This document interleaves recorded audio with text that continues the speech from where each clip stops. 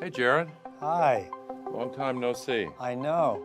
I'd like to start off with a fairly complex scientific question. Are we completely fucked?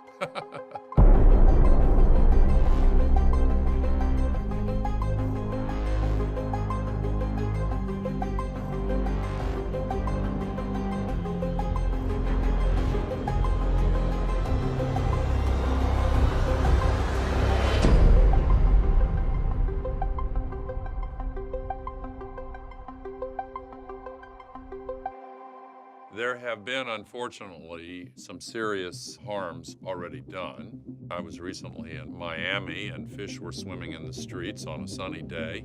Seawater comes up through the storm drains. The effects of drought, the mistiming of rainfalls, heat stress, plant pests and diseases. If we did not succeed in making the necessary changes, the consequences could be really too awful to contemplate.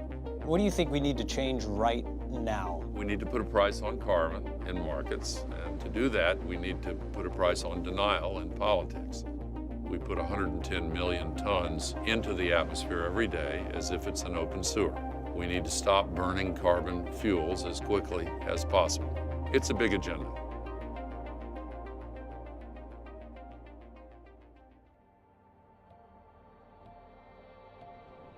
When you see an image of a glacier melting into the ocean, it's almost, someone could look at that and think, well, what can I do to be part of a solution rather than a problem? I know I can't leave a room without turning off the lights. It's a very small gesture, but what would you suggest? What can we do to participate? Well, there are three kinds of things that everybody can do, and you've already mentioned the first one. Be aware of what you do in your own life to contribute to the climate crisis, and don't feel it as a constant oppressive burden of guilt, but just develop routines to conserve energy and extend that into your interactions in the marketplace so that when you buy goods and services, you express a preference for the most environmentally responsible options available.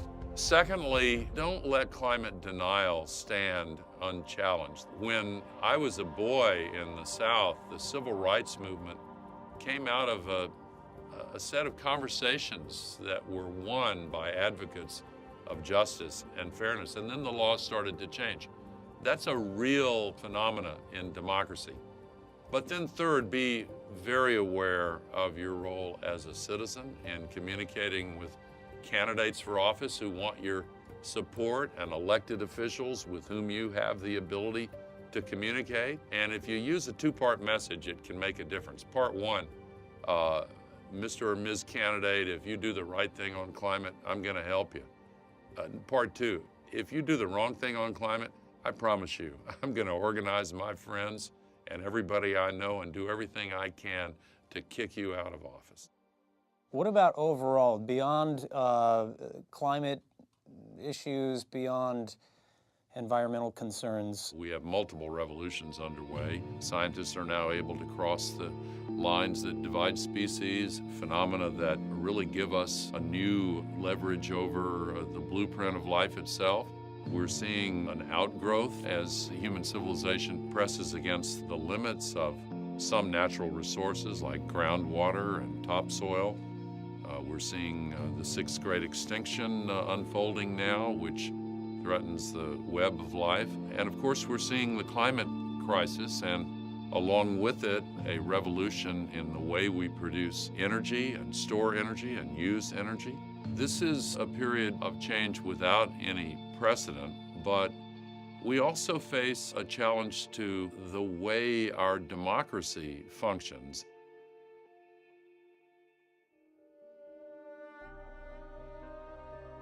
We have seen the hacking of democracy.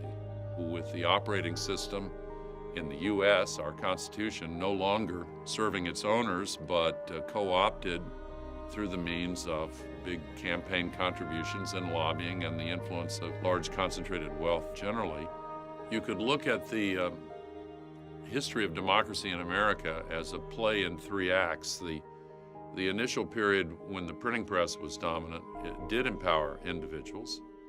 In the last third of the 20th century, television displaced print and installed gatekeepers that charged for access to the public square.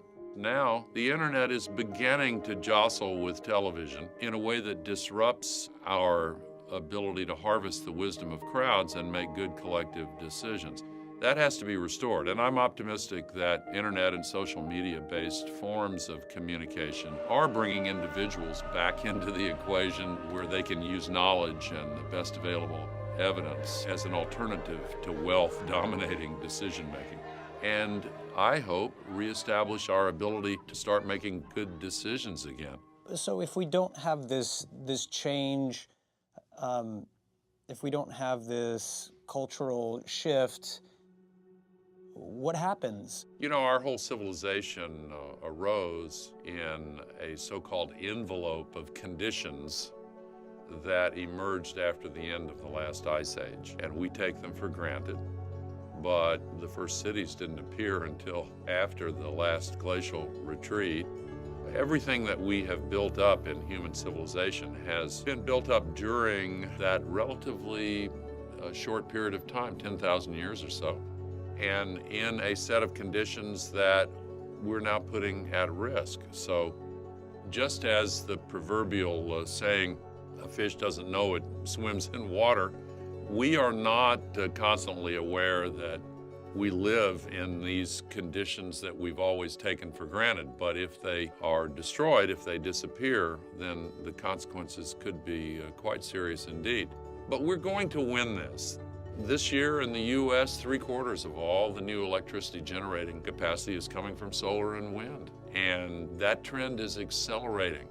We're seeing China putting a cap on its emissions, and India has just established a goal of 40% of its power from renewables. And in the U.S., President Obama is using his executive authority under an old law, the Clean Air Act, to sharply reduce CO2 emissions.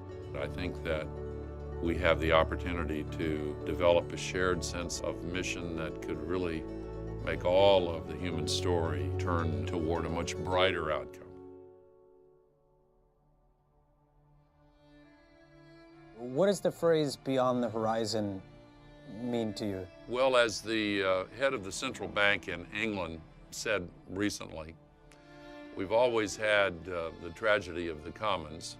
One way of defining the climate crisis is the tragedy of the horizon, meaning that we all share the atmosphere, but we also all see the horizon as a distant place, perhaps far enough away that we need not engage our attention with it directly and immediately. But the horizon is not that far away, and the sky above us is not as vast as it seems. It's a thin shell surrounding the planet. We need to pay attention to protecting it, and in the process, protecting the future of humankind.